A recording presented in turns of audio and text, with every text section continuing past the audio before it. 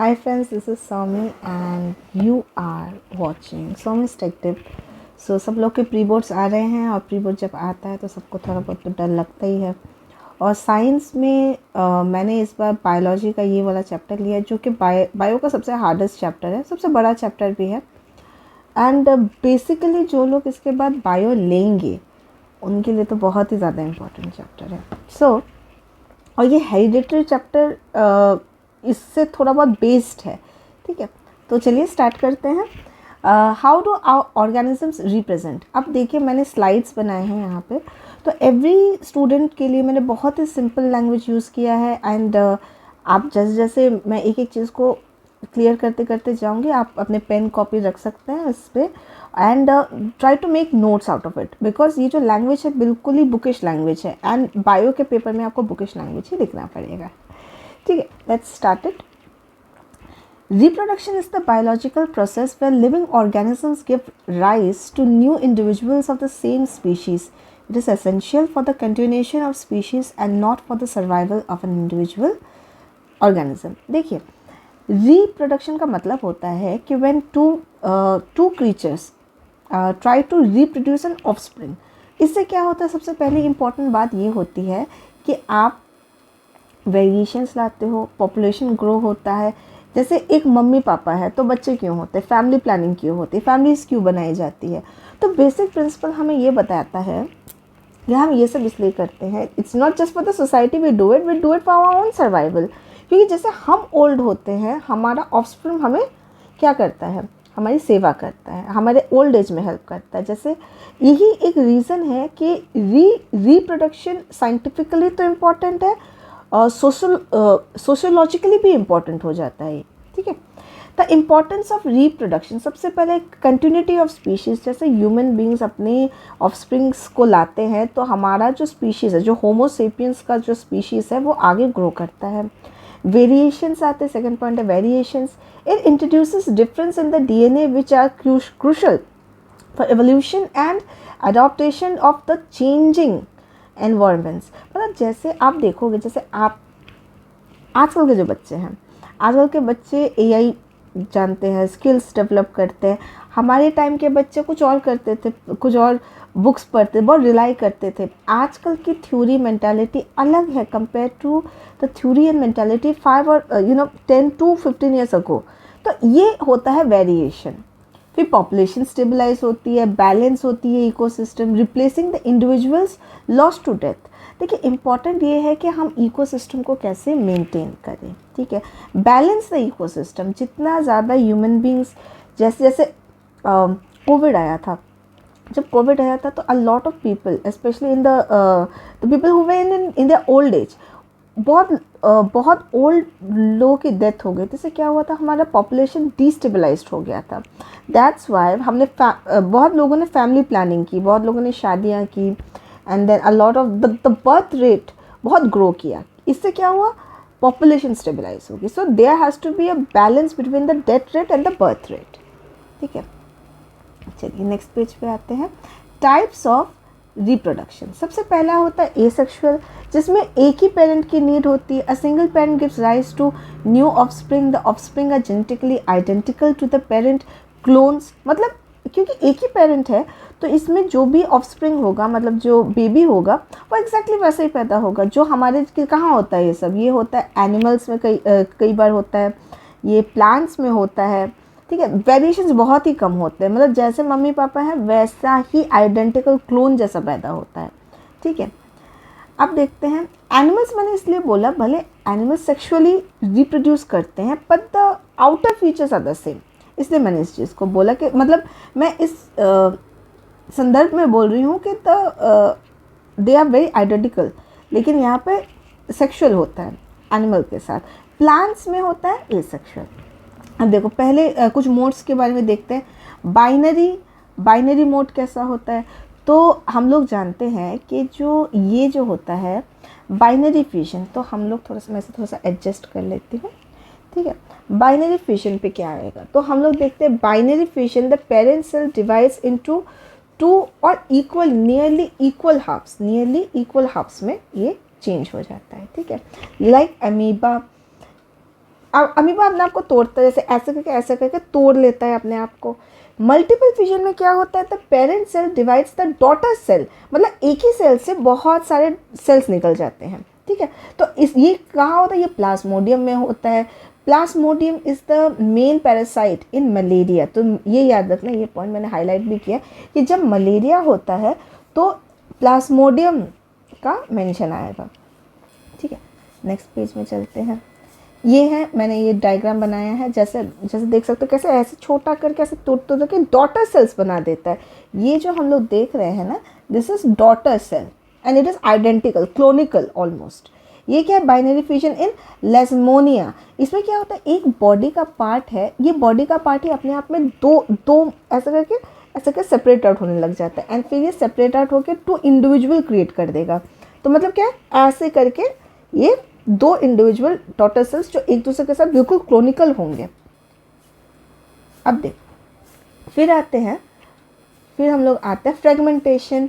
Fragmentation में क्या होता है, बॉडी का एक पार्ट या तो टूट के ग्रो करता है, जैसे हम लोग बोलेंगे, जैसे चिपकली में देखा होगा, अगर एक टेल टूट जाता है तो उससे उसका टेल वो तो निकल गया, लेकिन फिर वो रीजनरेट होके आ जाता है। फ्रेगमेंटेशन उसको भी बोल सकते हैं। रीजनरेशन भी वही, एक लॉस्ट पार्ट होता है, वो ग्रो हो जाता है। जैसे हम बोल सकते हैं हमारे बाल, हम जितने बार भी काटते बाल उग जाता है, ठीक है। तो planaria, lizards, it is not the same as reproduction. ये एसेक्सुअल है, ठीक है। तो इसमें 2 पेरेंट की तो कोई नीड ही नहीं है, अपने बॉडी से ही हो रहा है ये सब। फिर बडिंग में क्या होता है, स्मॉल आउटग्रोथ और bud develops in the parent body, detaches and becomes a new individual. Like क्या होता है, इसमें छोटा सा बॉडी का पार्ट होता है जो ऐसा छोटा सा बर्ड जैसा होता है, ऐसा इतना छोटा सा बर्ड होगा, वहाँ से क्या होगा, वो या तो गिर के बनेगा या तो वो वहीं से ग्रो करना स्टार्ट कर सकते हैं, बडिंग बोलते हैं इसको। फिर आता है वेजिटेटिव प्रोपगेशन, जिसमें क्या होगा, new plants grow from the vegetative parts like roots, stems, leaves. जैसे हम लोग क्या करते हैं कि रूट्स को डाल देते हैं, जैसे प्याज के साथ हम लोग ऐसा करते हैं। जब प्याज के रूट्स को आप मिट्टी के अंदर डालोगे तो वो वहाँ से ग्रो करना वो वहाँ से ग्रो करेगा, ऊपर से स्प्रिंग अनियन टाइप का आएगा, है ना। तो इसको बोलते हैं हम लोग वेजिटेटिव प्रोपगेशन। स्वीट पोटैटो नीचे से ग्रो करता है, ठीक है। ये पत्ते से, जैसे पालक वो पत्ते वाला होता है, तो ये हमारा अपने पौधे अपने वे में ग्रोथ करते हैं, ठीक है। अब इस डायग्राम को ज़रा ध्यान से देखते हैं। ये स्पाइरोगेरा है, मैंने सारे पिक्चर्स एनसीईआरटी से लिए हैं, that's why every picture is very very important. बना सकते हो तो बनाना ज़रूर, क्योंकि डायग्राम है, डायग्राम्स आर इम्पॉर्टेंट। एक बार डिस्कस कर लेती हूँ। देखिए, ये है स्पाइरोगेरा। स्पाइरोगेरा 2 पार्ट्स में टूटता है, एक है न्यूक्लियस, एक है स्पेक्टा, ये है स्पाइरल क्लोरोप्लास्ट। ये 2 पार्ट में टूट जाएगा, मतलब दिस इज फ्रेगमेंटेशन, ठीक है। इसके बाद आते हैं हम लोग बडिंग। यहाँ पे देखो हाइड्रा को देखते हैं हम, ये पेरेंट बॉडी है, यहाँ पे छोटा सा बर्ड निकल रहा है, ऐसे फुंसी टाइप का एक निकल रहा है। अब ये फुंसी क्या होता है, आगे जाके ग्रो कर जाएगा, ऐसे करके ग्रो करेगी, एंड ग्रो करते करते इंडिविजुअल बन के पूरा अलग डॉटर हाइड्रा बना देगा, मतलब अलग ही हो जाएगा। फिर हम लोग आते हैं पेनेरिया में। पेनेरिया देखो अपने आप को 3 भाग में काटेगा। This is again an example of fragmentation. तो यहाँ पे जब ये सर गया, ये बीच का पार्ट गया, नीचे का पार्ट गया, तो अपने आप में ये ग्रो करने लग सकते हैं। It is also an example of regeneration, मतलब कटे हुए पार्ट में से वो चीज़ ग्रो कर रही है, ठीक है।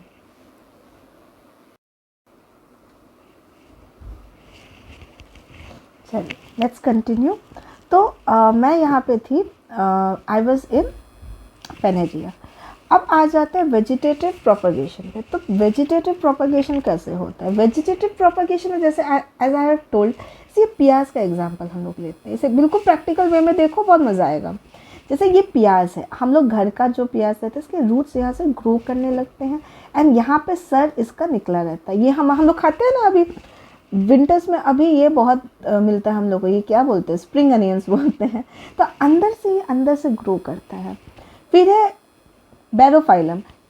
ये जो पत्ता रहता है, पत्ते के साइड से ये ऐसे करके बीजा निकलता रहता है, यहाँ से रेशे निकलते रहते हैं, छोटा छोटा पत्ता, छोटा छोटा सा पत्ता इसमें अपने आप ग्रो करने लगता है। ये क्या है? This is again an example of vegetative propagation. ये अदरक, या जैसे एक था ना डायलॉग, अदरक जैसा उग रहा है, तो इसका अदरक को बोलते हैं राइजोम। तो ये जो रेशे होते हैं ना, दैट रिप्रेजेंट राइजोबियम, ठीक है। फिर ये मिंट का पौधा है जिसे सकर बोलते हैं, ऑक्सैलिस है जिसे रनर बोलते हैं, पोटैटो को ट्यूबर बोलते हैं, क्योंकि ये जो अंदर से जो ये जो गोल गोल इसके जो होल्स होते हैं, वहाँ से देखा होगा ऐसे सफ़ेद सफ़ेद बर्ड जैसे निकलता, वहाँ से ही ग्रोथ होगा, वहाँ से पोटैटो वो करता है। जर्मिनेटिंग आई बर्ड्स बोलते हैं, जर्मिनेट करता है, ठीक है। अच्छा, अब आ जाते हैं हम लोग, और भी है, जैसे एक हम लोग का होता है आर्टिफिशियल वे में भी हम लोग करते हैं। जैसे अगर हमने देखा कटिंग करते हैं, तो शुगर केन, रोज़ का फूल, रोज़ के फूल को काट के उसकी टहनी को मिट्टी में डालते हैं ना, अगर ना न्यू रोज़ प्लांट ग्रोस, ठीक है। ड्राफ्टिंग करते हैं, ड्राफ्टिंग भी वही कटिंग जैसा ही होता है, तो मैंगो, एप्पल वैसा ही होता है। टिश्यू कल्चर में क्या होता है, जिसमें हमने लैब में एक छोटा सा फल का थोड़ा सा हमने उसका बीज ले लिया, बीज में से कुछ उसका जो जूस रहता है उससे हम लोग एक न्यू सेल बनाने की कोशिश करते हैं। इसे माइक्रोबायोलॉजी में इसे यूज़ किया जाता है। It is a very modern technique, ये जो है टिश्यू कल्चर टेक्निक अभी और भी ज़्यादा एडवांस हो गया है।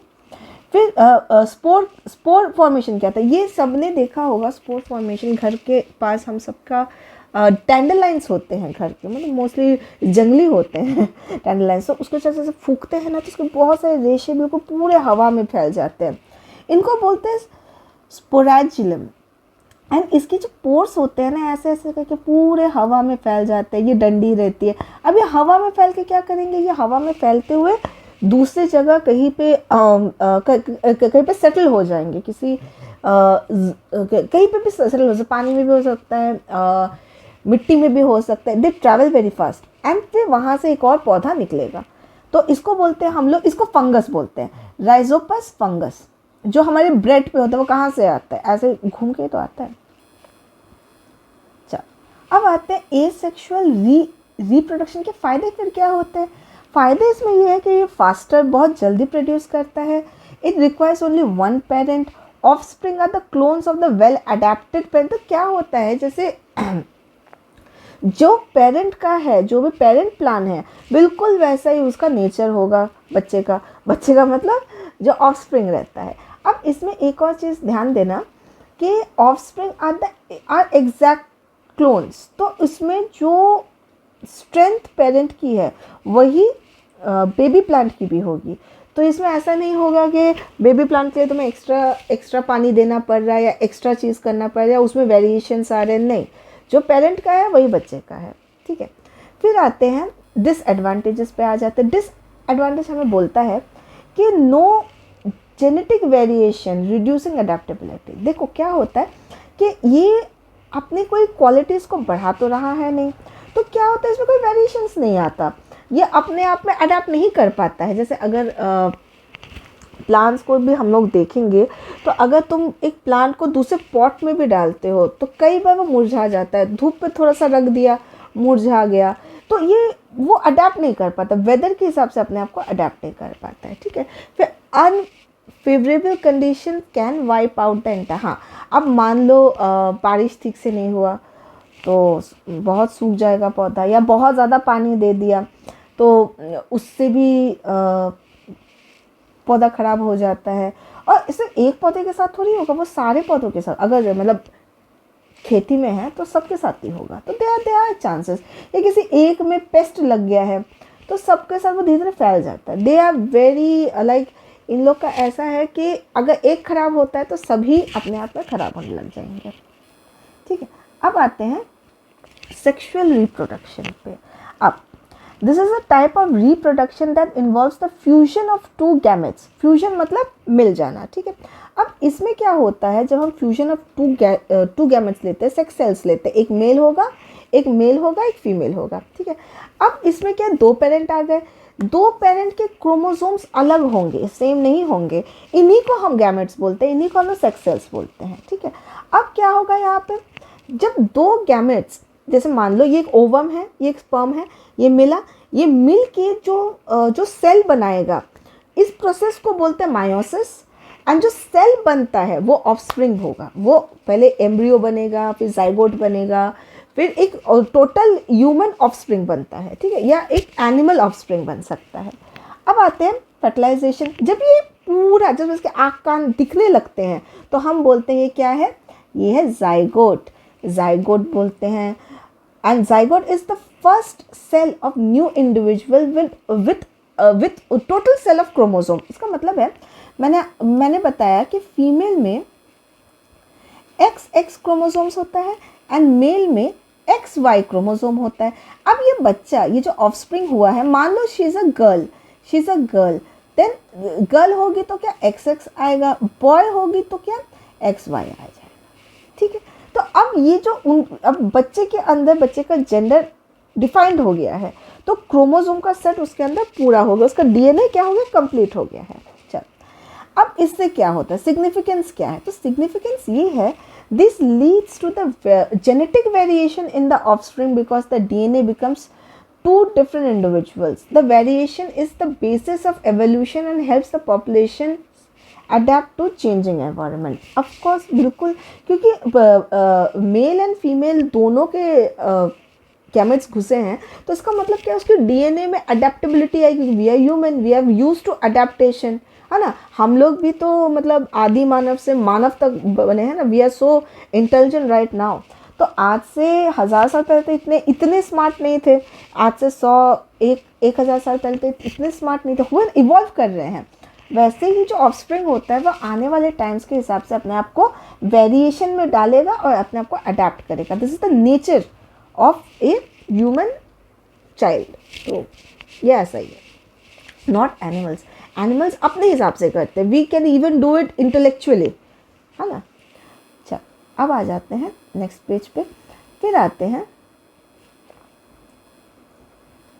जाते हैं हम पहले प्लांट्स के पार्ट को पूरे अच्छे से समझ लेंगे, उसके बाद में ह्यूमन वाले पार्ट में जाएंगे। प्लांट्स वाला मेरे ख्याल से क्लास में पहले भी बचपन में बच्चों ने पढ़ा होगा, 6-7 पे होता है। प्लांट्स का जो रिप्रोडक्टिव ऑर्गन्स होता है, क्या होता है, स्टेमेन होता है ना। तो जो फ्लावरिंग प्लांट्स होते हैं, याद रखना, कभी मत भूलना, एंजियोस्पर्म्स बोलते हैं, ठीक है। अब आते हैं एंजियोस्पर्म्स में स्ट्रक्चर ऑफ प्लांट्स के बारे में हम लोग पढ़ेंगे। तो स्टेमेन हमेशा क्या होता है, मेल रिप्रोडक्टिव पार्ट, कभी मत भूलना, मेल रिप्रोडक्टिव पार्ट, ठीक है। फिर एंथर क्या होता है, एंथर पोलन ग्रेन्स को रिप्रोड्यूस करता है which contain the male gametes. Filament is a stock that holds the anther up, जो एंथर को अप करता है। कार्पेल या पेस्टल को हम लोग बोलते हैं फीमेल रिप्रोडक्टिव पार्ट, कभी मत भूलना। स्टिग्मा क्या होता है, द स्टिक, जो ऊपर जो स्टिक हो जाता है, stigma is the part that receives the pollen grain, वो छोटी छोटी येलो बूंदी होती है। अब मान लो ये स्टिग्मा है, यहाँ पे पोलन ग्रेन आके चिपक जाता है। अब चिपक के कहाँ जाएगा, सीधा स्टाइल के थ्रू जाएगा, ये लॉन्ग टू एक स्टाइल होता है, उसके अंदर के थ्रू जाएगा वो ओवरी में। एक बार ओवरी के अंदर आ गया, इसका मतलब the egg will get fertilised. इसके बारे में अभी बताती हूँ तुम लोग को। फिर the swollen base containing ovules, each ovule contains a female gamete. हर एक ओव्यूल के अंदर एक एग सेल रहता है, एक फीमेल गैमेट रहता है, ठीक है। अभी मैं फोटो दिखाती हूँ तो और अच्छे समझ में आ जाएगा, ये देखो, ठीक है। नाउ अब मैं जैसे एक्सप्लेन करती हूँ, बिल्कुल ध्यान से देखते रहना। अब देखो क्या होता है, ये पोलन ग्रेन ये किसी और पौधे से, किसी और फूल से आया है, ये ऐसे बिंदु करके आता है। ये पोलन ग्रेन इस स्टिग्मा के ऊपर क्या होगा, स्टिक हो जाएगा।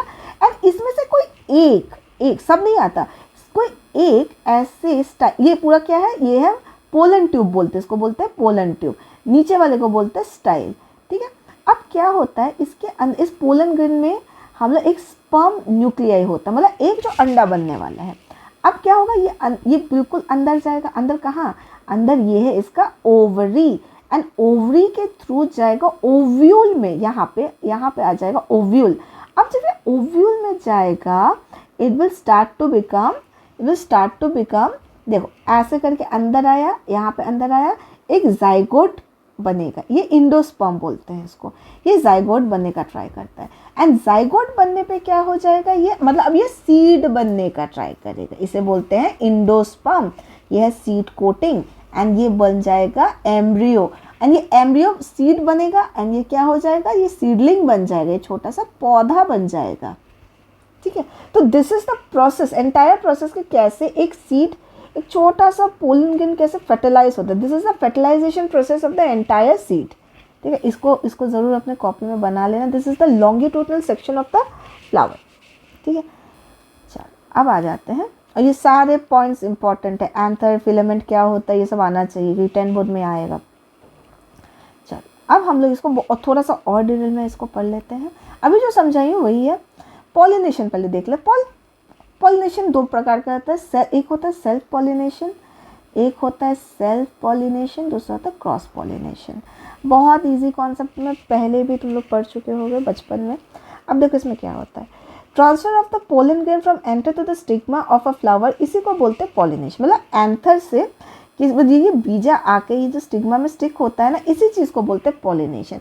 अगर मान लो ये अपने आप हो रहा है, the pollen lands on the stigma of the same flower और different flower the same flower, मतलब एक ही पौधे में, जैसे यहाँ एक फूल है एंड यहाँ एक फूल है, इसी का ही पोलन ग्रेन इस पौधे के स्टिग्मा पे चढ़ गया है, तो इसको हम लोग बोलते हैं सेल्फ पॉलिनेशन। सेम पौधा ही है वो, मतलब रोज है तो रोज ही है और उसी पौधे का ही है, तो उसको बोलते हैं हम लोग सेल्फ पॉलिनेशन।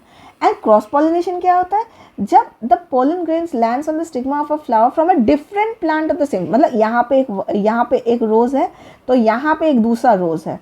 ठीक है, एंड इसके लिए एजेंट्स कौन से यूज होते हैं, हवा से भी आ सकता है, पानी से भी आ सकता है, इंसेक्ट्स भी, इंसेक्ट्स मतलब हनी भी। ठीक है, मधुमक्खी ये काम करती है, बर्ड्स भी करते। कभी कभी आप लोगों ने देखा होगा ऐसे फूल में एक पक्षी अपना चोंच डाल देता है, फिर दूसरे फूल में जाता है, ये करता है, तो ये इसे क्या बोलते हैं हम लोग, इसे बोलते हैं पॉलिनेशन। क्या बोलते हैं, क्रॉस पॉलिनेशन, क्योंकि एक दूसरे से इधर उधर जा रहा है। ठीक है, फिर हम लोग आ जाते हैं फर्टिलाइजेशन। मैंने अभी बस बताया है, पर फर्टिलाइजेशन में क्या होता है, the male gametes travel down the tube of and the pollen tube enters the ovule of the ovule, मतलब ये जो पोलन ट्यूब ऐसे ग्रो करते हुए पूरा का पूरा ओव्यूल के अंदर चला जाएगा, एंड ओव्यूल के अंदर चला जाएगा तो ये क्या होगा, इंडोस्पर्म बनाना स्टार्ट कर देगा, एंड ये क्या बनाएगा, सीड बन जाएगा। क्या बन जाएगा, सीड बन जाएगा। ठीक है, the male gamete fuses with the egg cell to form the zygote, this is called fertilisation. The other male gametes fuses with two other cells in the ovule to form a food tissue called endosperm. This is double fertilization. It's a unique feature of flowering plants. मतलब क्या होता है, एक male gamete तो fuse कर जाएगा दूसरे sales के साथ एंड एक क्या करेगा, एक फूड टिश्यू बना देगा जिसको हम बोलते हैं endosperm. This is called double fertilisation. ऐसा क्यों होगा, ऐसा इसलिए होगा ताकि सीड अपने आप को सेल्फ नरिश कर पाए, मतलब उसको खाने की कोई कमी ना हो, वो अपने आप वहाँ पे ग्रो करता रहेगा। ठीक है, समझ में आया। चलो अब ये फ्लावर वाला पार्ट पूरा ख़त्म। अब आ जाएंगे हम लोग ह्यूमन वाले पार्ट पे। ठीक है, इसे बहुत सुंदर से एक बार पढ़ लेना, नोट्स बना लेना इसमें से। अब आते हैं पोस्ट फर्टिलाइजेशन भी देख लेते हैं, थोड़ा सा और बाकी है। पोस्ट फर्टिलाइजेशन देख लेते हैं। अब देखो यहाँ पे ये सीड है, ये सीड में थोड़ा सा एक आँख टाइप का दिखेगा, मतलब क्योंकि वहाँ से और ग्रोथ होगी। यहाँ से क्या होता है, post fertilisation changes, the zygote develops into embryo a baby, एक छोटा सा बेबी प्लांट होगा। यहाँ से जो छोटा सा आउटलेट होगा ना, वहाँ से एक सीड बनने की कोशिश। यहाँ से सबको पता है कि बीजा से क्या होगा, फ्रूट होगा, बीज से ही तो फ्रूट होता है ना। So the fruit protects the seed and aids the dispersal. Aids dispersal का मतलब कैसे वो फैलेगा, कैसे ये सीड अब जाके कहाँ की, जैसे देखा होगा कि हम लोग जैसे बादाम खाते हैं, बादाम कैसे होता है, फली के अंदर होता है ना, तो हम जब बादाम को थोड़ा सा खा के थोड़ा सा पार्ट फेंक दें तो ये डिस्पर्सल पे चला जाएगा। मतलब क्या हो सकता है, जैसे पपीते के बीजे, तो हम क्या करते हैं, उसको ज़मीन के ऊपर फेंक देते हैं, फिर अचानक से उसका पेड़ उगने लग जाता है। तो दिस इज जब तक वो पेड़ नहीं उगता तब तक ना उसका ये जो सीड है ना, ये यहाँ से उस प्लांट को उगाता नहीं है। तो उसको भी कंडीशंस चाहिए जब भी ऐसा होगा। जब होगा तो ये न्यू प्लांट बनाने की पूरी कोशिश करेगा। इसको बोलते हैं फ्यूचर शूट को बोलते हैं प्लूमुले एंड फ्यूचर रूट को बोलते हैं रेडिकल। ठीक है, चलो मतलब नीचे से भी उग सकता है, ऊपर से भी उग सकता है। चलो अब आ जाते हैं ह्यूमन रिप्रोडक्टिव सिस्टम्स के ऊपर। ठीक है, सबसे पहले हम लोग बात करेंगे मेल रिप्रोडक्टिव सिस्टम के ऊपर। फोटो को ध्यान देना एंड इस फोटो को याद करना है, बनाना भी आ सकता है। आजकल के टाइम्स में इतना डिफ़िकल्ट तो देते नहीं है, पर एटलीस्ट जो हमारे क्या बोलते हैं, जो हमारे लेबल्स है उसको याद करना है। ठीक है, सबसे पहले आते हैं टेस्टिस के ऊपर।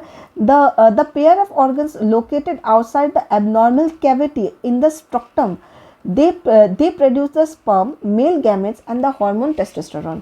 तो हम लोग आ जाते हैं टेस्टिस के ऊपर। तो ये है हमारे, ये है मेन के टेस्टिकल्स, इसे स्ट्रोटम बोलते हैं। ठीक है, अब यहाँ पे टेस्टिस, इसे बोलते हैं टेस्टिस। इसके अंदर ही जो मेल हार्मोन रहता है टेस्टोस्टेरोन, ये क्या होता है, ये ग्रो करता है। टेस्टोस्टेरोन ऐसे ग्रो करता है। टेस्टोस्टेरोन इज इम्पॉर्टेंट क्योंकि एक आदमी को आदमी यही हार्मोन बनाता है। ठीक है, फिर आता है वैस डिफरेंस, जिसे बोलते हैं स्पर्म डक्ट। अब देखो यहाँ पे पतली सी नली टाइप की रहती है, ये इसको सपोर्ट करता है। It's a duct, it's a pipe kind of a structure. अब इसके अंदर क्या होता है, इस ट्यूब के अंदर ही स्पर्म्स होते हैं। ये क्या करता है, ये स्पर्म ऐसे करके यहाँ पे इसको सेंसिटिविटी देता है। अब देखो यहाँ पे, अब ये हो गया, ये बहुत इंपॉर्टेंट है ये वाला पार्ट। अब देखो prostate gland and seminal vesicles, glands that add their secretions to sperm to form semen। अब यहाँ से जो semen formation होगा वो यहाँ पर होगा।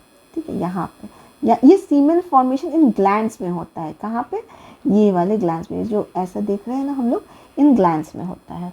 ठीक है, it's a white kind of sticky kind of a liquid। This liquid provides nourishment and mobility to the sperm। ठीक है, sperms कैसे होते हैं, sperms होते हैं ऐसे करके cells होते हैं, ये यहाँ से निकल जाएगा। ठीक है, it is made up of blood।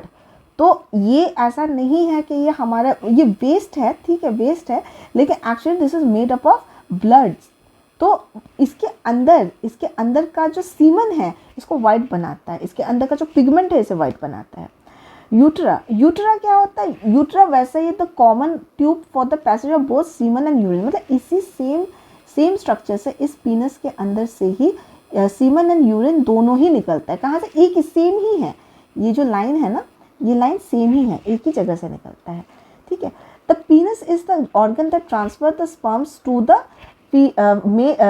Female reproductive tract. मतलब ये क्या होता है, ये जो पीनस है, ये जब इरेक्ट हो जाएगा, मतलब जब ये ऐसे करके इरेक्ट हो जाता है, तब सेक्स के दौरान ये एक ओवम के अंदर घुस जाता है। ठीक है, but for that it has to be erect. समझ में आया, ये हो गया पूरा मेल रिप्रोडक्टिव सिस्टम कैसे वर्क करता है। अब चलो, अब आ जाते हैं फीमेल रिप्रोडक्टिव सिस्टम्स पे। अब ये ज़्यादा सिंपल है, it's more simple than the man. चलो, फीमेल सिस्टम क्या बोलता है, ओवरी। सबसे पहले हमारे ये जो ओवरीज है ये बहुत इंपॉर्टेंट है। ये बचपन में डेवलप नहीं होता, धीरे धीरे when we hit the puberty तब ये आ जाता है, तब ये डेवलप कर। अब क्या होता है इसके अंदर होता है दो हार्मोन्स, एस्ट्रोजन एंड प्रोजेस्टेरोन। ठीक है, अब ओविडक्ट है ये वाला, ये इस चीज़ को बोलते हैं ओविडक्ट या fallopian tube. This is the site of fertilisation. क्यों, क्योंकि यहाँ पर ही अगर स्पर्म ऐसे आता है, स्पर्म यहाँ पे आके ही अटक जाएगा। अगर ये अटक जाता है then it will turn into a zygote, means she is pregnant, periods नहीं आएंगे। ठीक है, the site of the fertilisation they carry the egg from the ovary to the uterus. देखिए, अब मैं इसको बहुत अच्छे से समझाती हूँ। देखो, ओवरीज का काम क्या है, टू ऑलवेज मेक ब्लड को प्यूरिफाई करने का काम ही है ओवरीज का। अब जब ये ओवरीज के एग्स निकलते हैं, हाँ, एग्स को हमें क्या करना पड़ता है, ये सब पीरियड्स होते हैं जब, तो ये एग्स हमारे वजीना के थ्रू क्या हो जाता है, चला जाता है। पर मंथ हमारा ये होता है गर्ल्स लोगों का। अब क्या होता है यहाँ पे,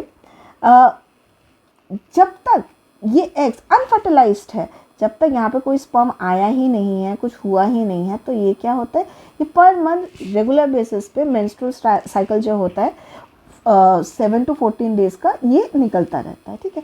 अब इसमें एक क्वेश्चन आता है कि यहाँ पे सिस्ट फॉर्मेशन भी होता है। Ma'am that's a different thing, क्योंकि सिस्ट फॉर्मेशन तब होगा जब यहाँ पे क्लॉटिंग होगी, मतलब बहुत सारे यहाँ पे एग्स एक साथ आ रहे हैं, तो जब पीरियड्स होते हैं तो ये एक साथ बहुत ज़्यादा निकल सकते हैं, जैसे हम बोलते हैं हैवी पीरियड्स जब होते हैं, ठीक है। एंड इट्स इम्पॉर्टेंट कि पर मंथ ये साइकिल चलना चाहिए। अब है साइट ऑफ फर्टिलाइजेशन, ये हो गया हमारा फर्टिलाइजेशन। हम लोग क्योंकि हम लोगों ने एग को लिया ही नहीं है, तो ये नॉर्मल हमारा ये पर मंथ चला जाता है। अब क्या होता है, यूट्रस हमारा है वूम, यूट्रस ही हमारा वूम होता है। तो क्या होता है, ये जो देख रहे हो ये है यूट्रस। अगर यहाँ पे यहाँ का जो सीड बड़ा होता रहेगा, अगर if she had sex and यहाँ पे स्पर्म आ गया, मतलब ये ओवम है, यहाँ पे स्पर्म आ गया, तो अब यहाँ पे जाइगोट फॉर्म होना स्टार्ट हो जाएगा।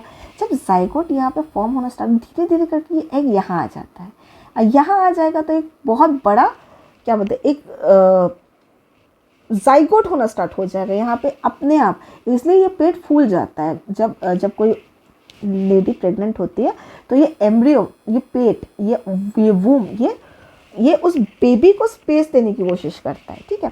तब वेजिनल एरिया ये जो होता है हमारा, ये तो जहाँ से ये जाएगा, the vaginal the birth canal receives the penis. अब देखो यहाँ पे क्या होता है, एक पीनस आएगा यहाँ पे, ये आगे अपने स्पर्म को ऐसे करके ट्रैवल करेगा। हर एक स्पर्म अंदर नहीं जाता, only one sperm will go into the ovum, और एक बार ओवम के अंदर वो स्पर्म गया, then it will create a embryo. तो ऐसे करने में बहुत चांसेस होते हैं, मतलब most of the chances millions में से एक स्पर्म काउंट होता है वहाँ पे, ठीक है। मिलियंस ट्रैवलिंग के बाद होता है, तो डोंट वरी। अब चल, अब आ जाते हैं पोस्ट फर्टिलाइजेशन चेंजेस। अब यहाँ पे है, यहाँ पे जैसे we can see entire grown baby, ये पूरा बेबी ग्रो हो चुका है, ठीक है। अब देखते हैं, the zygote then undergoes repeated meiotic division. Meiotic division का मतलब होता है, अब ये जो अंदर का जो सेल होता है, अब वो धीरे धीरे करके आँख, कान, ये सब बनाने का ट्राई करेगा, ठीक है, to form a blastula on the 7th day that decides into uterus. अब क्या होगा, मैंने क्या बताया था, ये जो पूरा पार्ट ये धीरे से यूट्रस के अंदर आ जाए, ये बच्चा जो होगा ये ओवरी के फिलोपियन ट्यूब से आ जाएगा हमारे यूट्रस पे, ठीक है। एंड इट गेट्स इम्प्लांटेड, अब ये अपने आप में ग्रो करेगा। अब ये क्या होगा, ये इस वूम बैग के अंदर फॉर्म होना स्टार्ट करता है। Specialised tissue of the foetus uterine wall of the, इसे बोलते हैं ये वाला जो इसके साथ कनेक्टेड रहता है ना, इसको बोलते हैं एम्बिकल कॉर्ड। ये एम्बिकल कॉर्ड माँ की नाभि के साथ जुड़ा रहता है, ठीक है।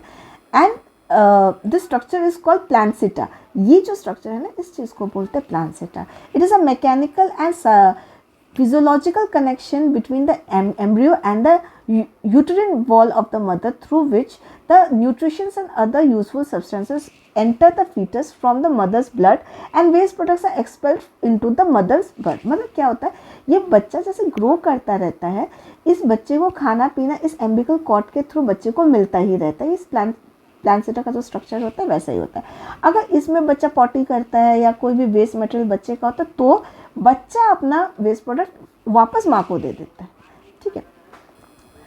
अब आते हैं the complete development of a foetus from initial stage of the conception till the birth of the new one is called gestation.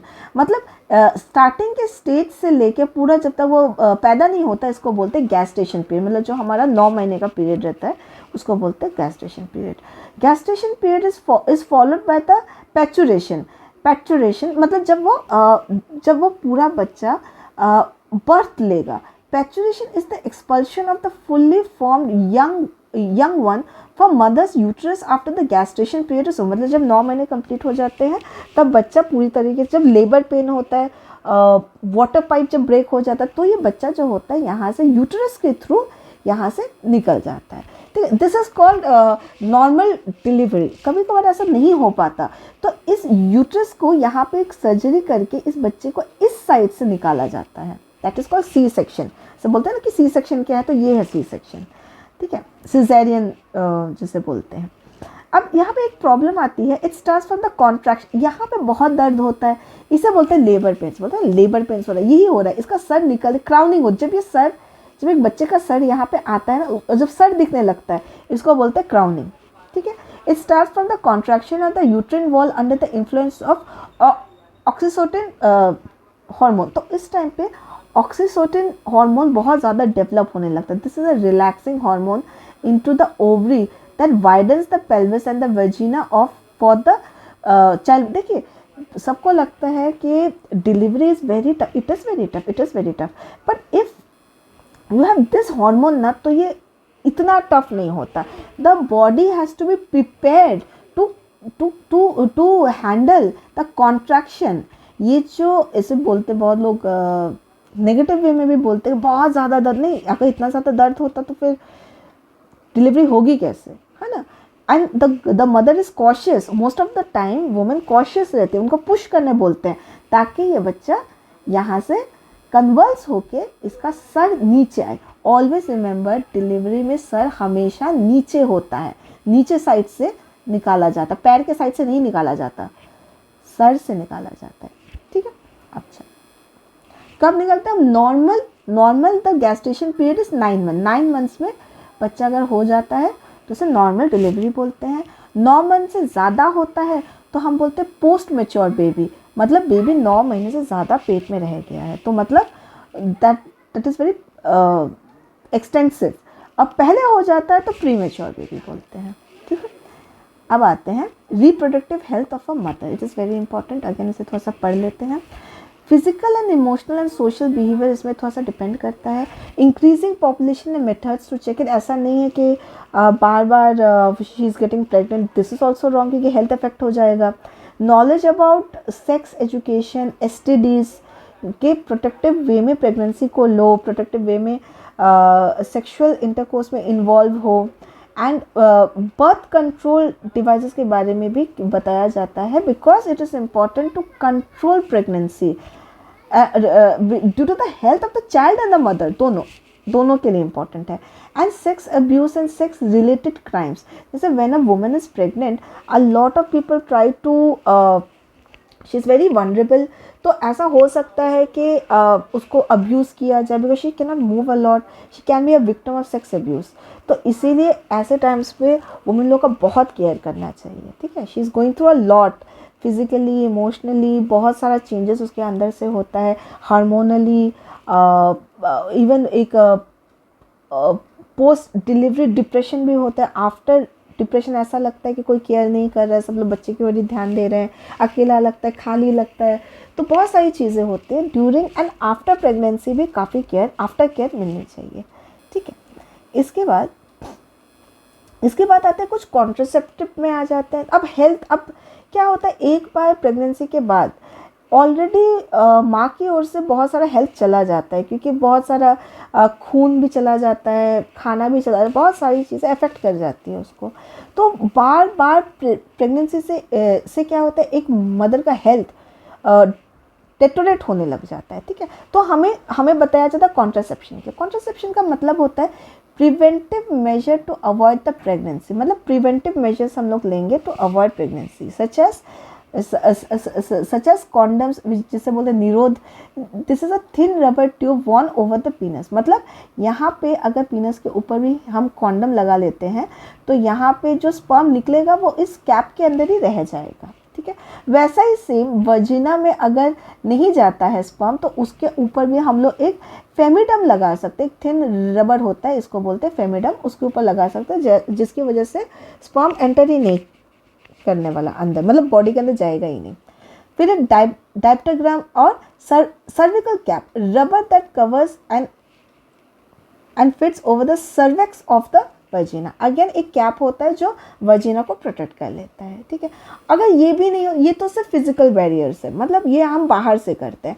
अगर इससे भी ज़्यादा किसी को करना है तो सर्जिकल मेथड्स भी होते हैं, जिसमें हम लोग कर सकते हैं क्या, पहली बात हम लोग कर सकते हैं contraceptive devices such as copper T में क्या होता है, कॉपर टी में एक ऐसा टाइप का एक डिवाइस रहता है जो वर्जिना में स्पर्म ना जाए उसको रोक देता है, ये यूटरस के अंदर एंटर करते हैं इस चीज़ को, ठीक है, to prevent the implantation in the uterus, मतलब फर्टिलाइजेशन ना हो।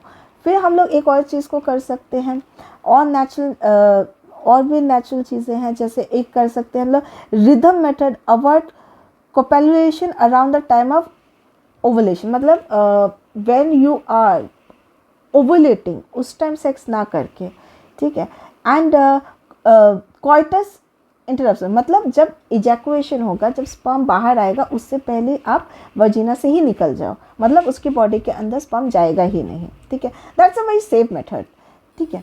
इसके बाद देख सकते हैं हम लोग सर्जिकल मेथड्स कर सकते हैं। अगर इसके बाद भी नहीं हो रहा है then you could opt for sterilisation. Sterilisation में क्या होता है, एक होता है वेसेक्टोमी और दूसरा होता है ट्यूबेक्टोमी, ठीक है। अब इसको मैं डायग्राम से समझाती हूँ, इसे पढ़ लेना। देखिए पहले हम लोग मेल वाले को देख लेते हैं। हमें पता है कि वैस डेफ्रिन के ये जो पाइप्स हैं, अगर इसी को काट दे हम लोग तो ये जो प्रोस्टेट ग्लैंड से जो स्पर्म आता है वही रुक जाएगा, वो यहाँ तक आते ही ख़त्म हो जाएगा। तो इसका मतलब है कि स्पर्म यहाँ से पीनस से आएगा ही नहीं।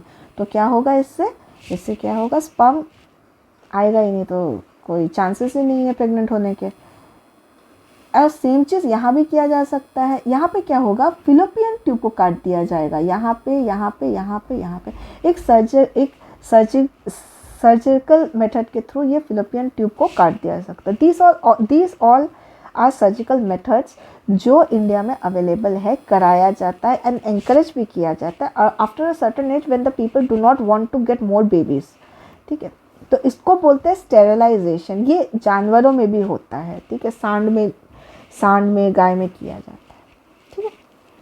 चलो, इससे हेल्थ में फ़र्क पड़ता है। हाँ, इसमें हेल्थ में फ़र्क पड़ता है, क्योंकि एक नॉर्मल बॉडी मेंस्ट्रुअल ब्लड पैदा करेगी, एक नॉर्मल बॉडी स्पर्म्स क्रिएट करेगा। तो अगर तुम उसके फ्लो को ही रोक देते हो तो ऑफकोर्स थोड़ा बहुत हेल्थ में इफेक्ट होता है। It's not dangerous but it does effect, ठीक है। तो बहुत एक्सट्रीम केस में ही लोग इसको अडॉप्ट करते हैं। मोस्टली वी ऑल ट्राई, सब लोग ट्राई करते हैं कि कैजुअल मेथड्स हो, कैजुअल बैरियर मेथड को ज़्यादा प्रेफर किया जाता है, not to risk the health, इसलिए बैरियर मेथड्स को प्रिपेयर किया जाता है। एक क्वेश्चन आया था क्यों बैरियर मेथड्स को अप्लाई करते हैं, तो इसलिए करते हैं क्योंकि surgical methods can affect the health and very badly sometimes, तो you have to very careful. अच्छे डॉक्टर के पास ही ये सब होता है, ठीक है। अब आ जाते हैं ये क्यों करना ज़रूरी है। क्योंकि एक तो अब अगर ये सब नहीं किया, मान लो शी गॉट प्रेग्नेंट, अभी उसे वो बच्चा नहीं चाहिए, then she will opt for abortion. And abortion का मतलब क्या होता है, अच्छे से इस टर्म को समझते हैं। Abortion is the medical term for pregnancy, MTP, medical termination of pregnancy, and this is unnatural, ठीक है। बिफोर द फीटस, जब तक फीटस नहीं बनता उससे पहले अगर अंदर के फीटस को डिस्ट्रॉय करते हैं तो हम बोलते हैं उसे अबॉर्शन, ठीक है। मिसकैरेज कब होता है, मिसकैरेज का मतलब होता है जब उसमें जग पड़ गया एंड अंदर का जो जाइगोट है वो डिफॉर्म हो जाता है, उसको मिसकैरेज बोलते हैं। हेमरेज क्या बोलते हैं, हेमरेज का मतलब होता है कि इंटरनल ब्लीडिंग हो जाती है, ऐसा कोई शॉक मिला तो उसमें इंटरनल ब्लीडिंग होने के चांसेस हो जाते हैं, ठीक है। अब क्या होता है, इससे क्या होता है, इससे मदर का हेल्थ बहुत इफेक्ट हो सकता है, इसीलिए बैरियर मेथड्स को यूज़ किया जाता है। फॉर द मदर, इसे थोड़ा सा पढ़ते हैं, it is suggested by the doctor in case of complicated pregnancy which are dangerous for the mother और the foetus of the both. जैसे अगर लगता है कि हेल्थ अच्छा नहीं है और एक और बच्चा पैदा करना सही नहीं होगा मदर के लिए, she can risk her own health, तो हम बोलेंगे कि she should opt for abortion. Abortion भी स्टार्टिंग के 3 महीने में ही करना रहता है, उसके बाद नहीं, that's not possible. And if अगर करते तो बहुत पेनफुल हो जाएगा, क्योंकि almost at that time foetus develop हो चुका रहता है काफ़ी, ठीक है। फिर इससे क्या होता है, लेकिन हमारे इंडिया में क्या होता है,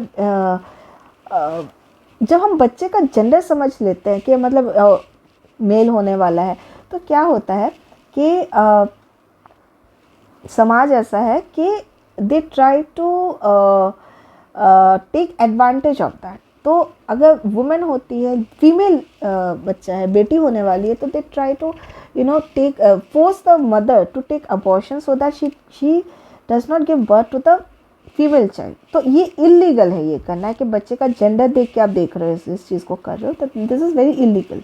तो अबॉर्शन करना इंडिया में लीगलाइज तो है, but without knowing the gender of the foetus. मतलब वो फीटस का क्या जेंडर है बिना उसको जाने अगर कर रहे हैं एंड कंसेंट वाइज कर रहे हैं तो ठीक है, लेकिन फीटस का जेंडर जान के अगर किया गया है तो दिस इज इलीगल।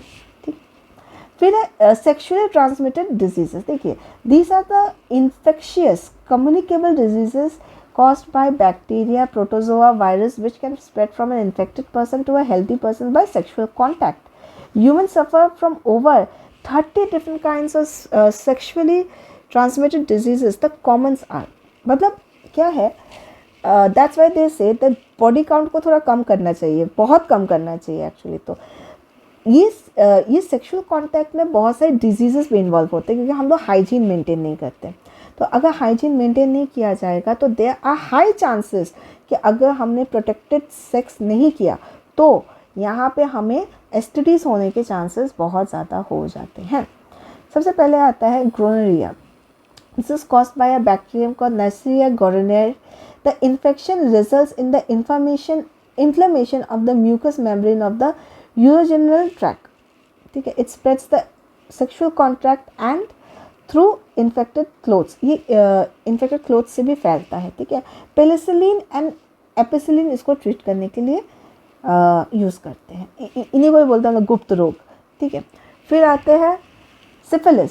सिफिलिस भी एक बिल्कुल वैसा ही होता है। इसमें भी जो वर्जिनल एरिया रहता है, रेक्टर्नल मतलब जो जेनिटल्स रहते हैं, जो हमारे बाहर के रिप्रोडक्टिव पार्ट्स है, वहाँ पे इन्फेक्शन होना स्टार्ट हो जाता है। ठीक है, एंड ओकेजनली बाय किसिंग और क्लोज बॉडी कॉन्टैक्ट, ये तब भी हो सकता है। एंटीबायोटिक्स इसके लिए यूज़ किया जाता है। ठीक है, AIDS is the most dangerous क्योंकि AIDS is caused by the HIV virus. याद रखना, AIDS is caused by HIV virus.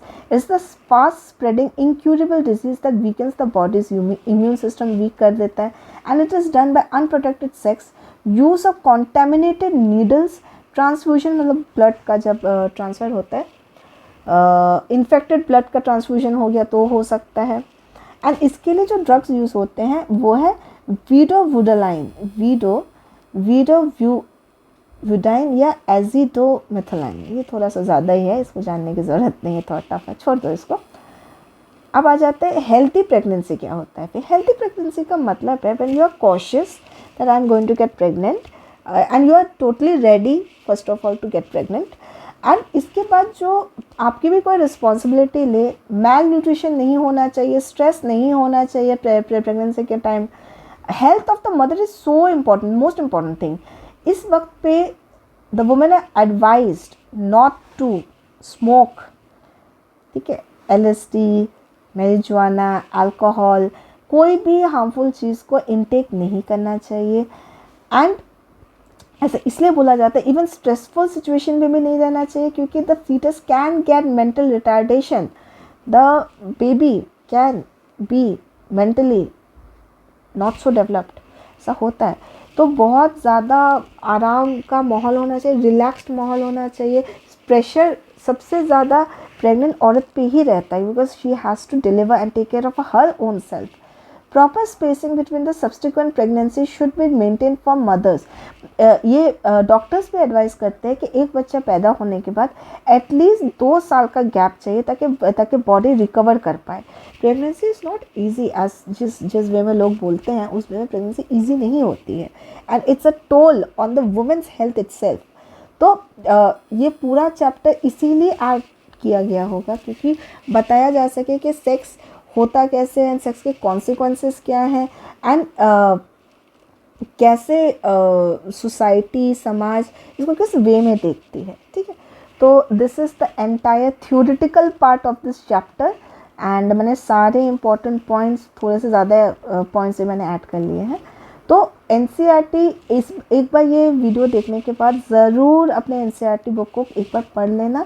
Everything would be crystal clear. बहुत ईजीली ये चैप्टर याद भी हो जाता है, ऐसा नहीं है, कुछ डायग्राम्स हैं जो थोड़े से डिफ़िकल्ट है, वो थोड़ा सा याद करना पड़ेगा।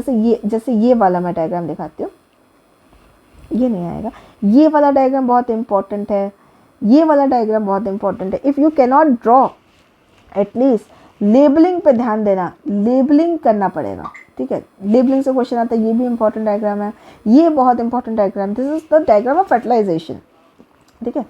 एंड ये डायग्राम भी important, this is the longitudinal section of the flower. इसमें मेल फीमेल क्या है और इसके पार्ट्स जो इंपॉर्टेंट, जैसे स्टेमेन क्या है, पेटल क्या है, ओवरी, ओव्यूल, सेपल, ठीक है, स्टाइल, स्टिग्मा, ये सब जो इंपॉर्टेंट है। And this diagram is known as fertilisation of the embryo in the plants, तो ये थोड़ा सा इंपॉर्टेंट है। फिर एंजियोस्पर्म का स्ट्रक्चर मैंने बहुत अच्छे से बता दिया। एंड आ जाते हैं ये सारे जो डायग्राम्स है, ये सारे जो है डायग्राम्स, ये सारे इंपॉर्टेंट, ये सारे डायग्राम्स इंपॉर्टेंट हैं। देखिए ये चैप्टर बायो का है, इस चैप्टर में थ्योरेटिकल क्वेश्चंस बहुत ज़्यादा आते हैं। तो इसका जो मैंने ये पूरा नोट्स बनाया है, ये बहुत इजी लैंग्वेज में बहुत अच्छे से मैंने बनाया है। इसके नोट्स अगर चाहिए तो इसको आप इससे ही आप पूरे नोट्स को बनाने का ट्राई करो। मैंने सारा का सारा दे दिया है, अब कोई भी वर्ड ऐसा कोई बहुत डिफ़िकल्ट नहीं है। पढ़ने के बाद, नोट्स बनाने के बाद एक बार अपने एनसीईआरटी बुक में से इसको एक बार पढ़ लेना। चैप्टर बहुत इजीली मेमोराइज भी हो जाएगा। हाँ, 1 या 2 बार इसे पढ़ना पड़ेगा, बाकी ये chapter it's not tough but it's very new, ठीक है। ये जैसे ये वाला जो भी एनसीईआरटी के डायग्राम्स है सारे इंपॉर्टेंट है, ठीक है। डेफिनेशंस मैंने सारी दे दी, जो इम्पोर्टेंट है डेफिनेशन वो सब मैंने कवर करते हुए मैं गई हूँ। तो इसी के साथ ये चैप्टर ख़त्म होता है। I hope you like it. If you like the video so please like, share and subscribe. मैं मिलती हूँ एक न्यू चैप्टर के साथ, एक न्यू सेट ऑफ MCQ, कुछ क्वेश्चन आंसर्स के साथ मैं अगले वीडियो में मिलती हूँ। तब तक के लिए खुश रहो and all the best for your boards. Bye.